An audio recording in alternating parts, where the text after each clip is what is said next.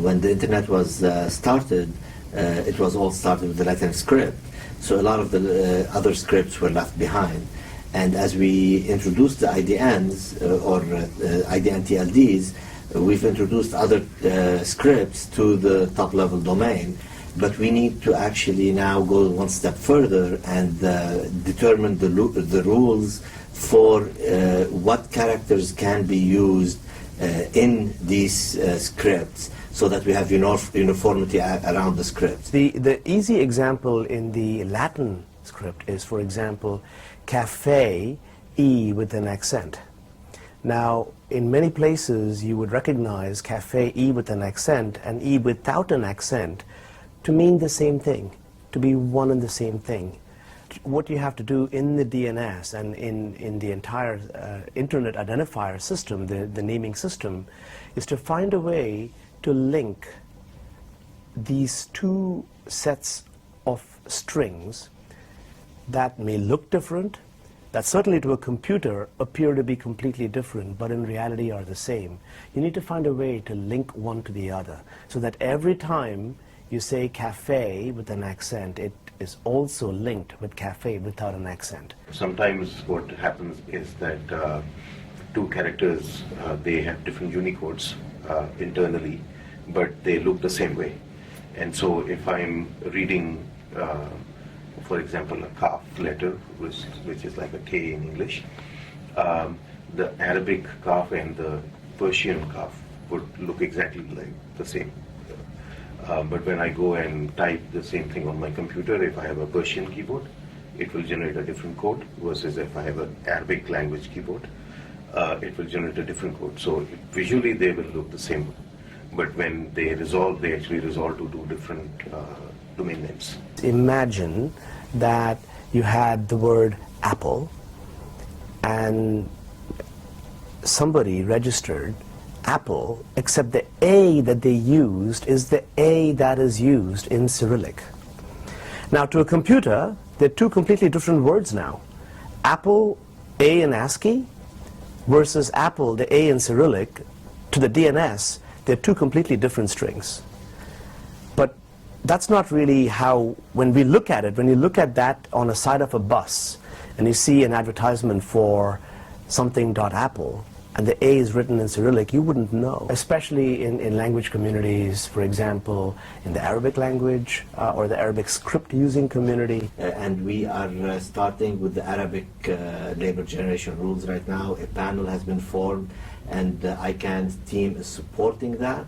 A community-based organization within Middle East and adjoining countries, which includes North African countries and some countries in South Asia, including Iran, Afghanistan, and Pakistan. All these countries are using Arabic script for their languages, and we formed a group which is focusing on developing strategy to promote domain name system and the ecosystem around the domain name system in that region.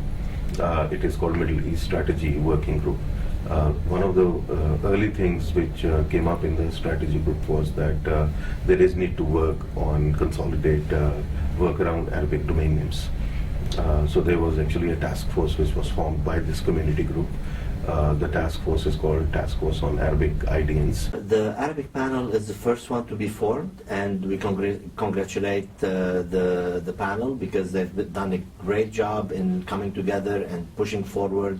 They're eager to get their label generation rules all set, and we think they have been making a lot of progress in a very short period of time. All these people are from different backgrounds, so not all of them are linguists. So some technical focused people are not as exposed to the linguistic side.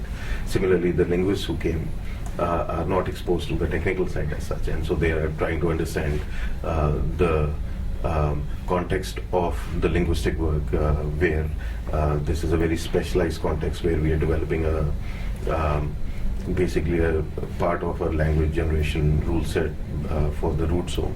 That's a conservative in a way process which has to not only look at language but also balance that with the security and stability of the internet. So that's a very different perspective for a linguist to think about. Personally, I come from an Arabic background, and I've used the Arabic language I grew up with the Arabic language, and it's so important to understand that language and script is a very essential part of the culture. Being able to speak 3 languages, I can tell you that sometimes there are words and terms that I think in that I cannot even translate to other languages, and because the cultures are not the same. So it's very important to keep these cultures and not let the internet and the technology take away our special cultures, and if every culture needs to flourish on the internet instead of the other way around.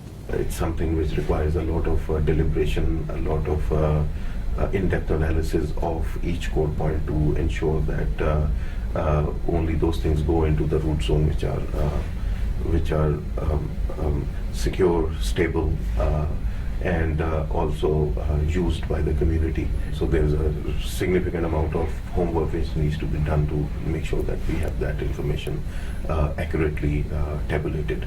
We anticipate the whole work is going to be finished in about 1 year. There is a label generation rule set that has made its way into the IETF as an internet draft, and that codifies how to actually work with label generation rules, how to create it, what is the format and the template, if you will, on working in this area. In addition, when communities come together and propose to ICANN to form what is called a label generation panel, ICANN has acted on them, has encouraged them, and has helped convene and coordinate these label generation panels. The Arabic script panel is the first out of the block, but there are many other script communities that are following right thereafter. Everybody can help. If you want to work on this, you are more than welcome. The team is always looking for volunteers. Even if you're not a linguistic expert or a technical internet expert, I'm sure there are a lot of things that you can help with. So please contact us, and we will put you to work. So this is a great cause, and it's going to help billions of people that cannot understand today the Roman characters actually be able to participate on the internet.